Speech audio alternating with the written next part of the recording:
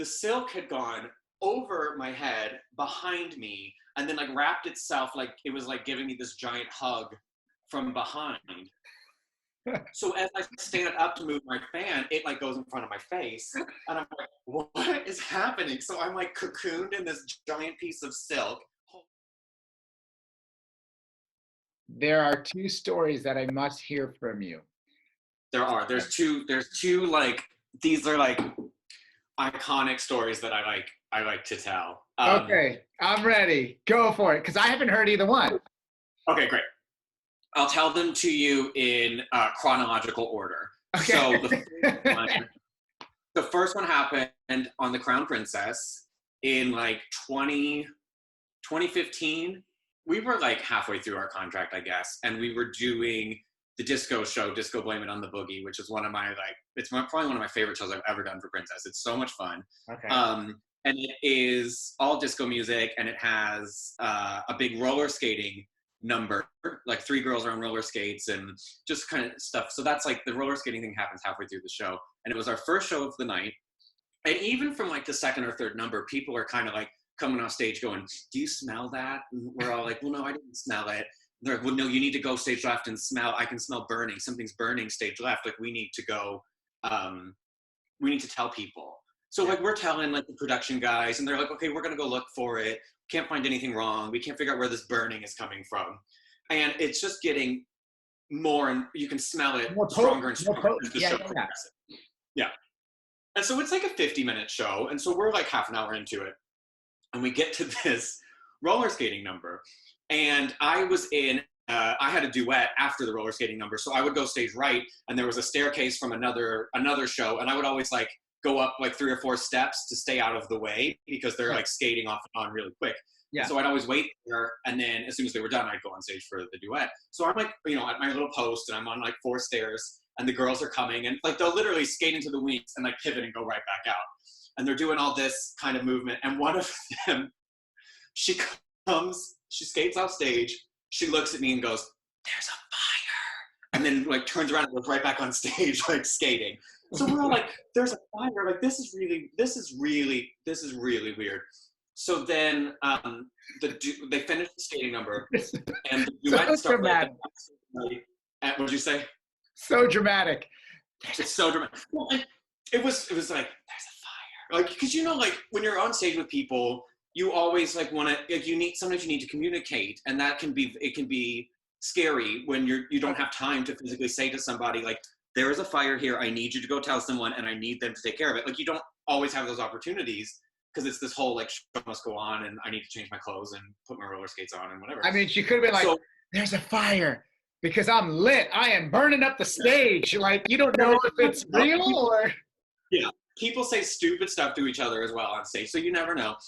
But I would like come on from stage right, and then my partner Abby would come on from stage left, and we'd meet in the middle, and she used to do this little like dip turn to like face down stage so we could start to dance together.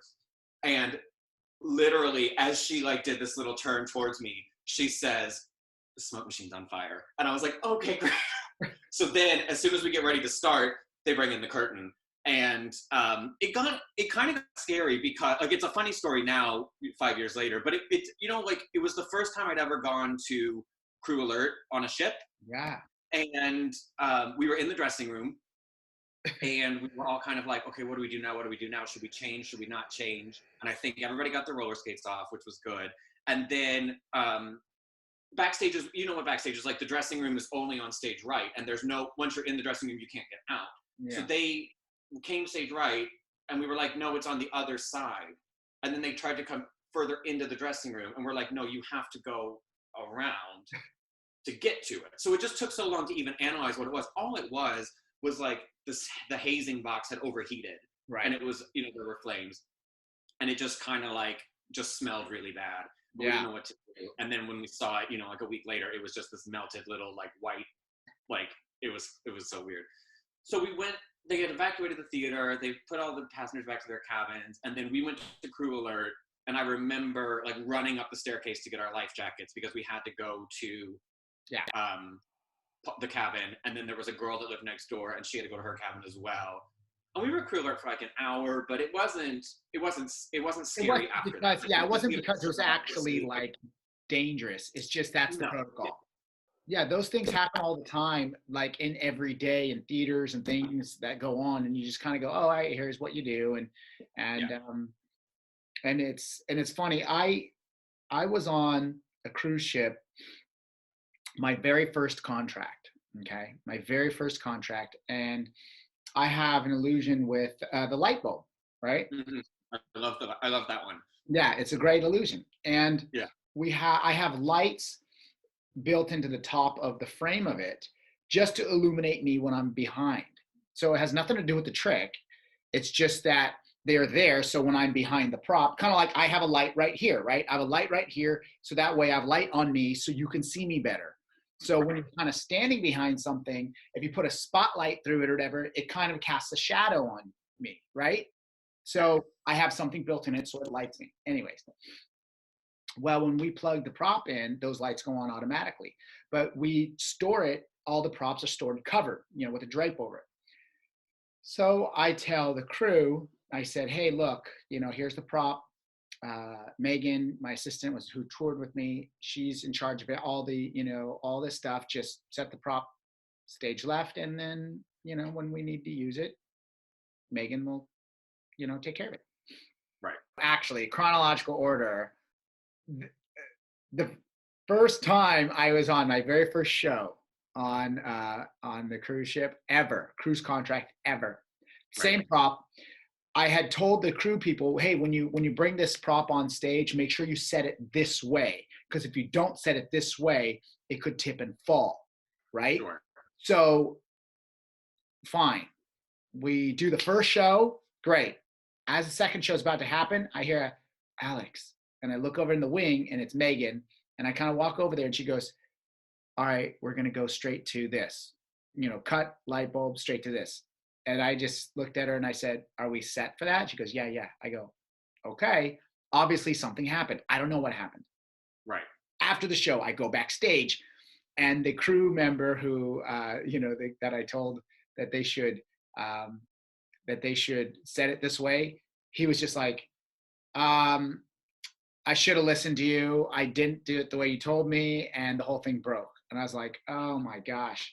So now the next weekend, I'm having to try and get things to fix it while we're in port for a few hours, right? Right. So I had to first of all figure out how to do that. Then I'm like, okay. So then the next week I was like, all right, now I'm going to get it fixed.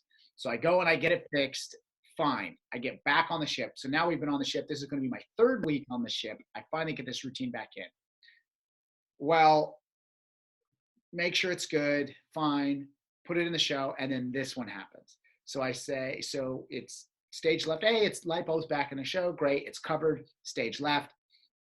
Before the show, we come backstage and we're like, you smell like something smells a little weird. And then like all of us are like, yeah, I don't know what that is.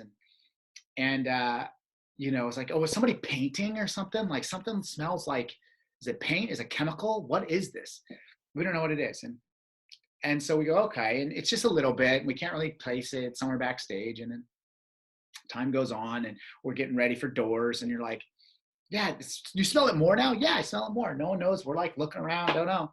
So then we go get ready, and doors are like an hour before show. So we leave, get dressed, and when we come back right before show, it's like my eyes are burning. Like I'm like, man, this is potent. But we're starting the show, and no one can see or know where this is. Like we're just like, I don't know, maybe somebody's, painting up 2 decks up. Who knows? Right. So because that happens. Like sometimes you're like running backstage on a show. Yeah. And you have from one side to the other, and there's somebody painting the floor in the middle of your Yeah. show, and you're like, oh, like how do? Yeah. And I mean, like, Absolutely. yeah, or in a casino, man, all the time, like you're trying to do something and they're like blowing, something on the side of the wall on the outside to the thing, and you're like, wait a second, can you not do that right now? Anyways, Right. So here's what happens. During that part of the show, first time it's coming back into the show, I'm about to introduce this next illusion, and I hear Alex. Same thing. It was total like deja vu. Yeah, I go over to the side. It's Megan again. She goes, we're going to skip light bulb. We're going to go straight to this. And we just got this prop back. We just got it fixed from when they broke it. And I go verbatim. I was like, are we set for that? She goes, yeah. I go, okay. So we go right into it.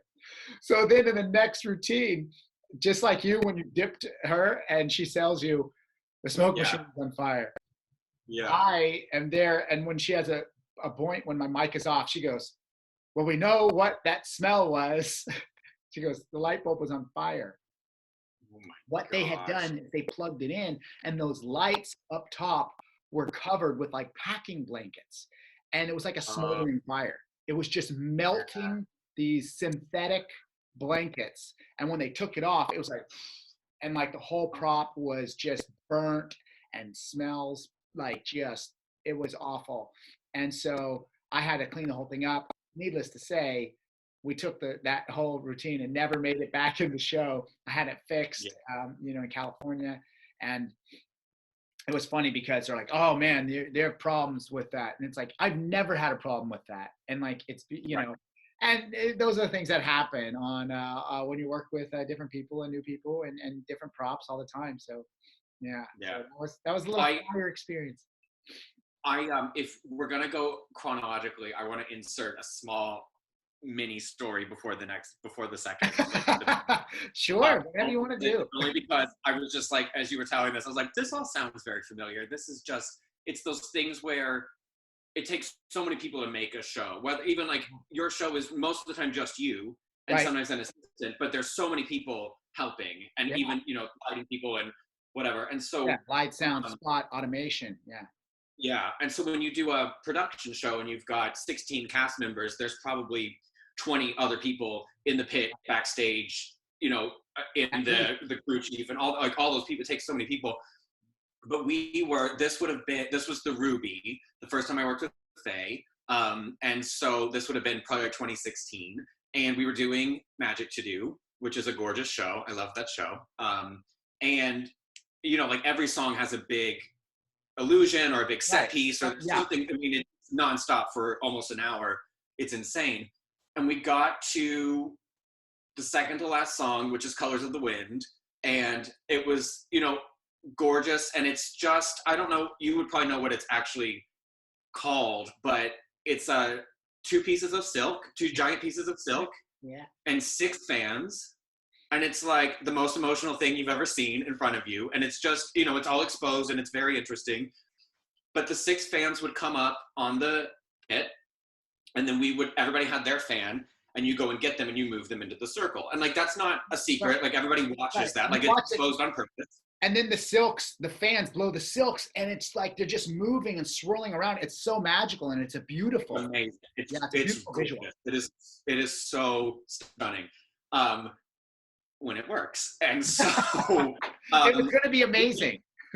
Right, exactly. It's like, you should have seen this. It was going to be amazing, but now what you saw, there is a video somewhere, I think, but we had struggled a little bit because you have to, all the fans are spike marked. So everybody knows that it's like, I'm looking for these 2 pieces of tape that are like shaped like this, and my fan has to fit on this angle or it's going to be a mess.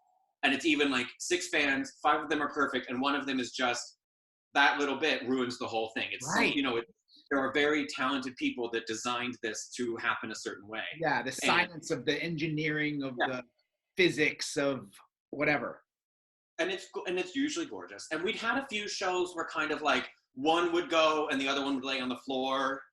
And then we'd have sometimes they would like go towards a fan and get like stuck on a fan. And then it's designed so that like performers can go and like release it, things like that. Like there's a few people moving around and stuff during it. Or if it comes to your fan, you can pull it off and like set it free kind of thing.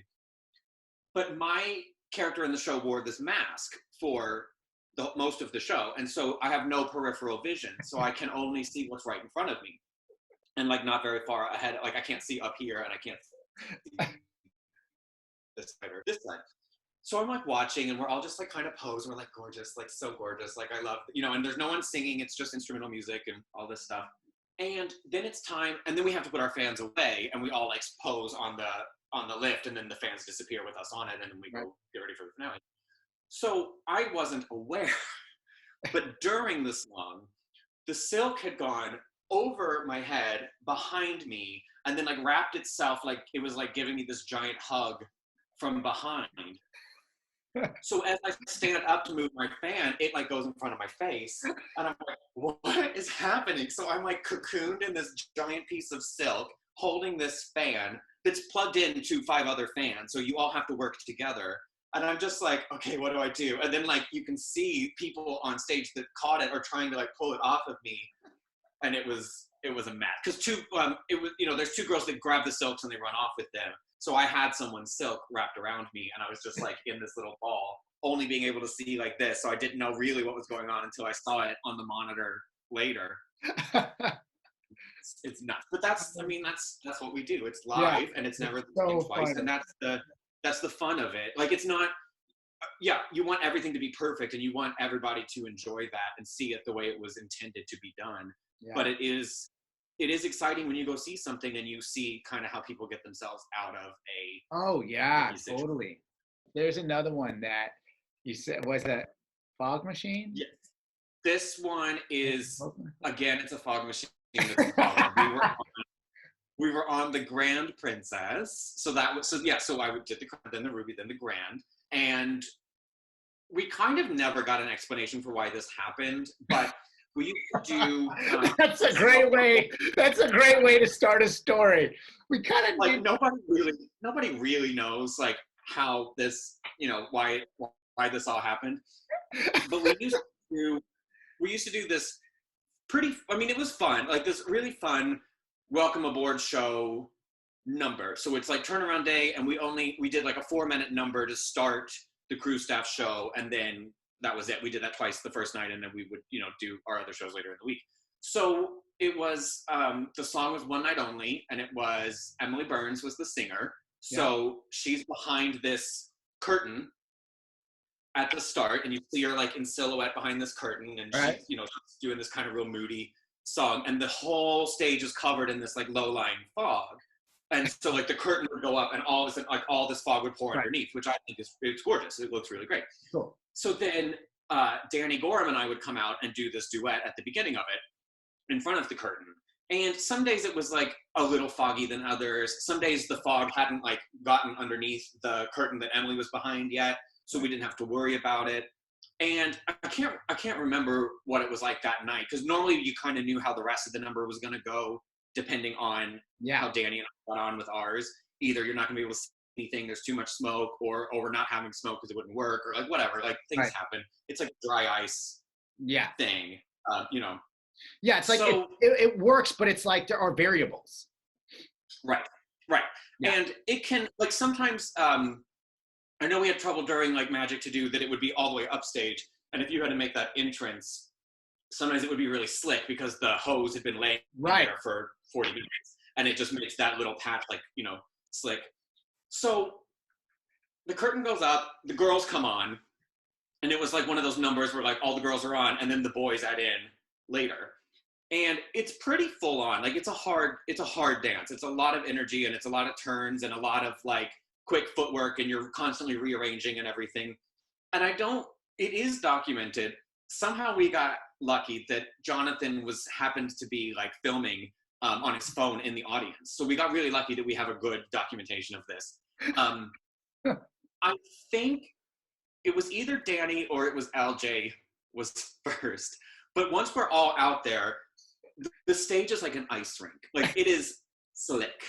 It feels like you're trying to do this really difficult like disco choreography on ice. So there's a part where like people are downstage and then they run upstage really quick. And I think LJ was first. And as she went upstage, she just flat on her hands and her knees, like just wiped out.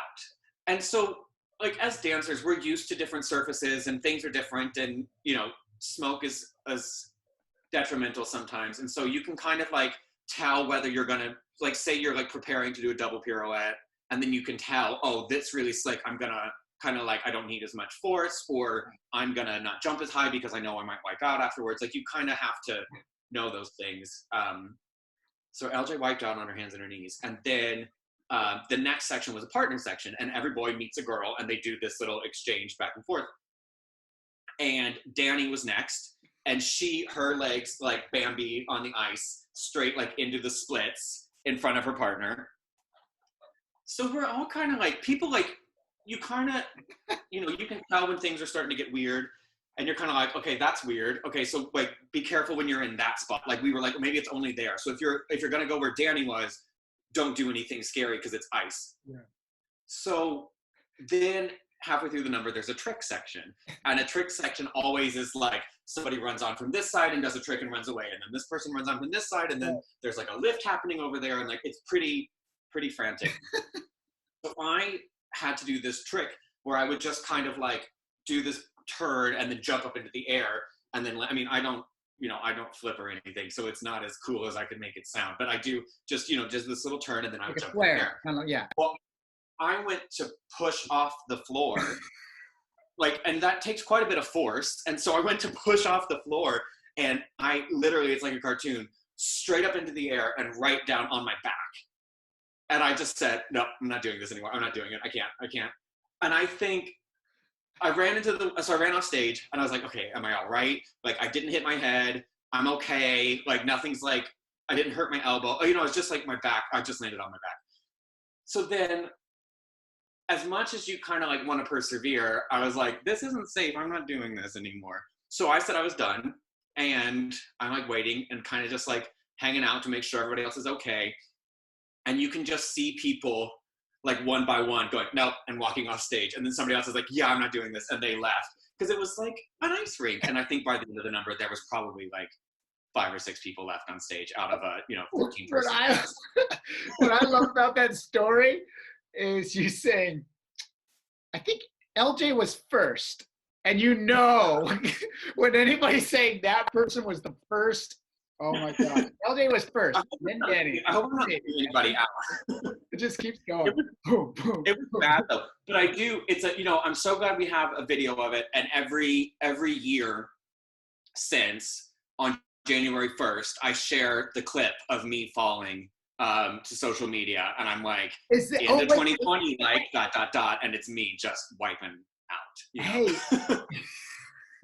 is that the video that was picked up on that dancer Instagram?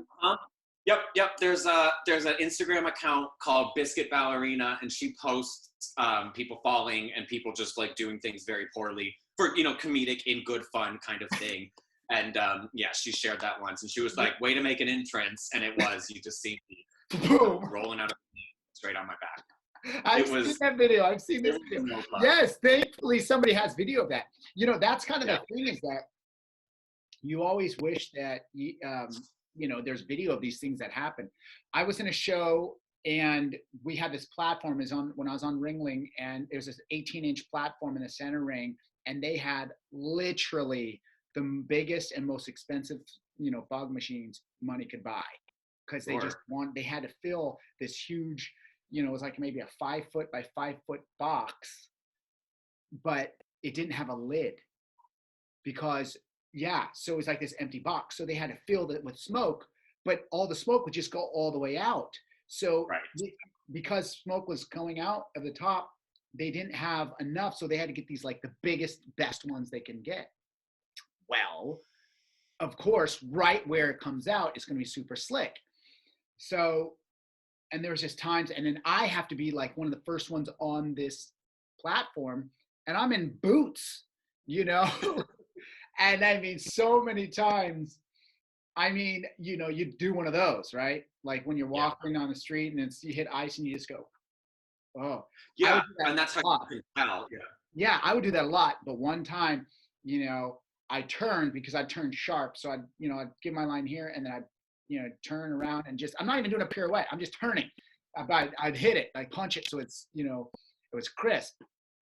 And I turned, and when I went to plant that foot, boom, I just like Bambi. And I was like, and everybody, and I'm supposed to give a line, and I'm in the spotlights, and this is like the beginning of the show, and I'm on my hands and knees. And I'm like, okay, boom, and like everybody's just laughing, and like nothing like sucking the coolness out of you by falling on your face at the beginning of a show. And it always depends on like the circumstances. Like, can you play it off? Like, are you playing a character where that's funny and it would happen, or you like? I mean, because it was. I think they eventually tried to blame ours on we. It was our first cruise leaving Alaska heading to Mexico, and so they were like, "Oh, it's a different temperature than we're used to," and it's like, this is just an accident that happened. Like, you don't have Yeah. to You know what's explain it. A funny? weird thing happened, but It's funny, people are always so quick to try and like, oh, it's because of this. It's like, or because we're alive and it's life and things happen. right, You right. know? And it's like I say the same thing about like technology when people are like, "Why isn't this working?" Like, I had to wait 2 seconds for this to load. I'm like, it's not. It's not magic. Do you know what I mean? Like, it's not like it's. There are so many factors that go into stuff that it's Like gonna you work take it for differently. granted. Like think about just us having this conversation, how many things have to be working? Let's just take the basics. Let's just take the basics. Like you have to have internet connection and I have to have internet connection. And that's just that I'm on Wi-Fi, right? That's just making sure my computer is connecting well to the Wi-Fi. Then that's predicated on the fact that my Wi-Fi signal is strong and working right now, which is predicated on the fact that the company is actually providing it on both ends. And then even Zoom itself has to have their stuff. I mean, like there's so many things. And then just the technology of your computer, like I have to have it plugged in, right? I have to have it plugged in, have to get power. That's predicated on my wall outlet having power. Something doesn't go wrong with it. You know what I mean? There's so many things that you don't think about. So it's like when things go wrong, it's like we should just be amazed that things go right so often. You know? Right. Like I just actually, you said yours is plugged in. I was like, mine's not plugged in. Let me check, but I'm good. I'm not gonna die anytime soon. yeah.